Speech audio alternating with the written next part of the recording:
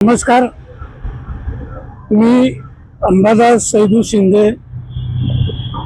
संस्थापक अध्यक्ष, प्राध्यापक, शिक्षक व कर्मचारी संघटना, महाराष्ट्र राज्य, पुणे. आम्ही संघटनेच्या वतीनं जिल्हाधिकारी कार्यालयासमोर 3 तारखेपासून उपोषण आम्ही करत आहोत. आजचा हा 7वा दिवस आहे. एक आठवडा झाला, अजून जिल्हाधिकारी म्हणा किंवा संबंधित अधिकारी कोणीही भेट देण्यासाठी आले नाहीत किंवा काय चाललंय ते पत्रही त्यांनी दिलं नाही. पुण्यातली एक गंभीर अशी घटना आहे, मोठे प्रकरण आहे. पुणे विद्यार्थी गृह ही शिक्षण संस्था आहे.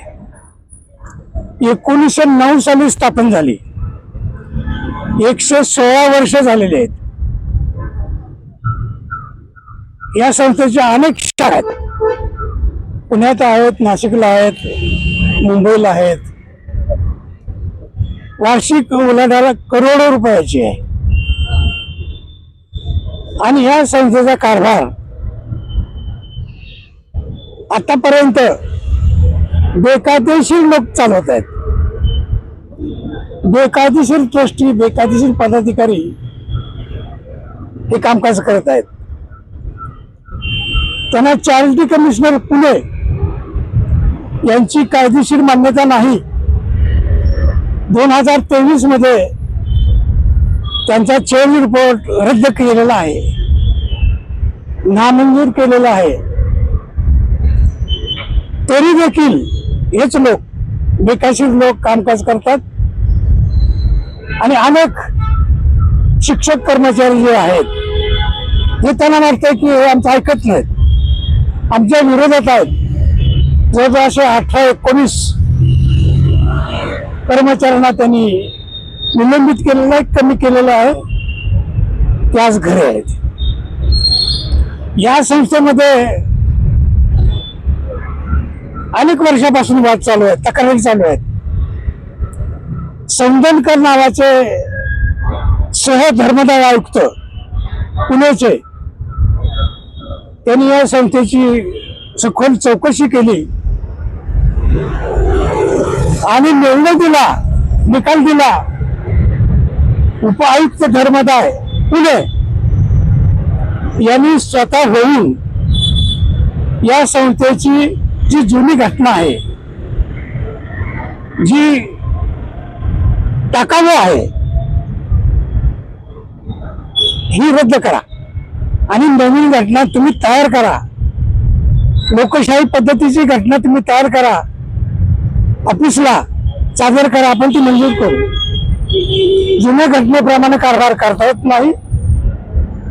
अनेक अशी गुंतागुंत आहे, मनमानी आहे. कर्मचारी त्याच्यामुळे अन्याय होतो, कामकाज चांगल्या प्रकारे होऊ शकत नाही, असंही त्यांनी निकालपत्रामध्ये सांगितलंय.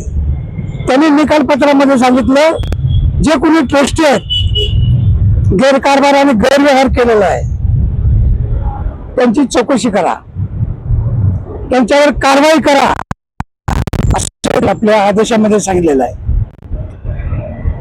अशा अनेक प्रकारे संदनकर साहेबांनी उपायुक्त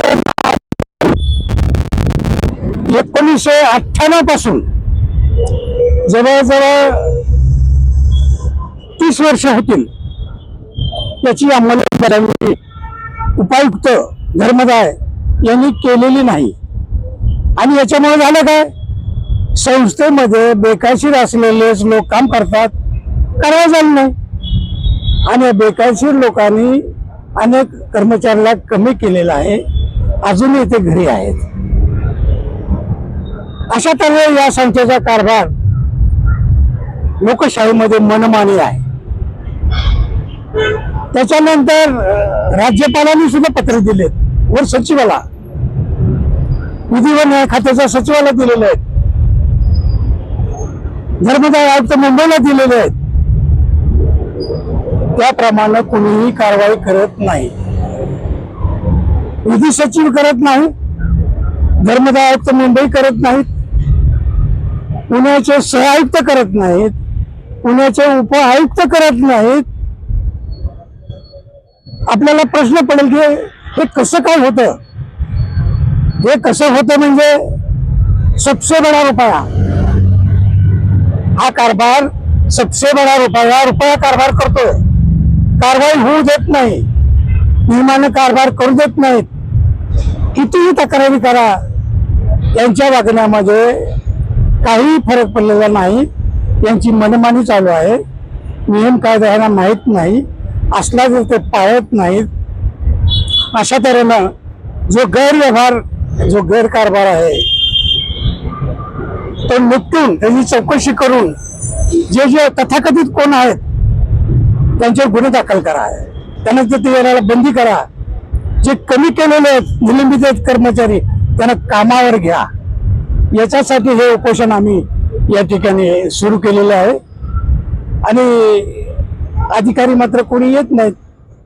आपण जर सगळ्यांनी साथ दिली तर निश्चितच याचा निर्णय लागेल. याच्यामध्ये महत्वाचं, राधाकृष्ण विखे पाटील ते संस्थेचे तथाकथित अध्यक्ष आहेत, कायदेशीर नाहीत, कागदावर आहेत, मान्यता नाही. आणि त्यांच्या राजकीय काहीही चौकशी आणि कारवाई होत नाही. जो अनधिकृत कारभार चालू आहे संस्थेमध्ये, चानागोंदी किंवा भ्रष्टाचार चाललाय, याला राधाकृष्ण विखे पाटलांचं पाठबळ आहे असं वाटतंय का? नक्कीच नक्कीच पाठबळ आहे. आमच्याकडे कागदपत्र आहेत. 11/7/25 त्यांच्या नावाचा प्रस्ताव अध्यक्ष म्हणून दाखल आहे. आता पुण्याच्या धर्मदाय आयुक्तमध्ये दाखल आहे. तो प्रस्ताव दाखल केल्यानंतर कुणाची हिंमत होईल चौकशी आणि कारवाई करायची? कोणाला नाही. विखे पाटलामुळे हे सगळं दाबलं गेलेलं आहे. निर्णय होत नाही, कारवाई होत नाही, न्याय मिळत नाही आणि भ्रष्टाचार अखंडपणे चालू आहे. आता राजकीय मंत्री किंवा संविधानिक पदावर असलेल्या व्यक्तीचा असा हस्तक्षेप असेल, म्हणजे सामान्य कर्मचाऱ्यावर अन्याय होतोय किंवा संस्थेमध्ये भ्रष्टाचार होतोय, जेव्हा न्याय मिळत नाही म्हणून तुम्ही उपोषणाला किंवा आंदोलनात बसलेला आहात, आता जरी समजा तुम्हाला न्याय मिळाला नाही तर पुढची भूमिका काय असेल? याच्यानंतर समजा या ठिकाणी न्याय मिळाला नाही, याच्यानंतर आम्ही, आमची संघटना मुंबईला, वरळीला धर्मदाय आयुक्त कार्यालय यांच्यासोबत आम्ही उपोषण करायचा निर्णय घेतलेला आहे. आज उपोषणाचा 7वा दिवस आहे. कोणताही अधिकारी भेटायला आला नाही किंवा काय चाललंय याचं पत्रही दिलं नाही. मुंबईचे धर्मदाय आयुक्त आहेत, तो उपोषण केलं किंवा तुम्ही कायदेशीर उपोषण करताय, तुमचा कायदेशीर हक्क आहे, तिथं देखील संबंधितावर कारवाई नाही झाली तर तुम्ही कायद्याची लढाई म्हणून कोर्टात जाणार आहात का? आम्ही कोर्टामध्ये नाही जाणार. आम्हाला वरिष्ठांची जी पत्र आहेत ते पत्र घेऊन, महासंचालकांनी जे पत्र दिलेले आहेत धर्मदाय आयुक्तांनी, त्या आधारे आम्ही यांच्यावरती पोलिसात गुन्हे दाखल करणार आहे. आतापर्यंत तुम्ही सांगितलेल्या पद्धतीनं संबंधितावर गुन्हे दाखल झालेले नाहीत आणि हे पत्र दाखल होतील असं वाटतंय का? त्याच्यामध्ये आता पैसे त्यांच्याकडे आहे, सत्ता त्यांच्याकडे आहे, सगळं काही त्यांच्याकडे आहे. सहजासहजी गुन्हा दाखल होणार नाही. पण लोकशाही आहे, लोकशाहीमध्ये काय आम्हाला अधिकार आहेत, नागरिकाला काही अधिकार आहेत. आणि गुन्हा दाखल होईपर्यंत आम्ही त्या संबंधित पोलीस स्टेशनच्या समोर उपोषण करू.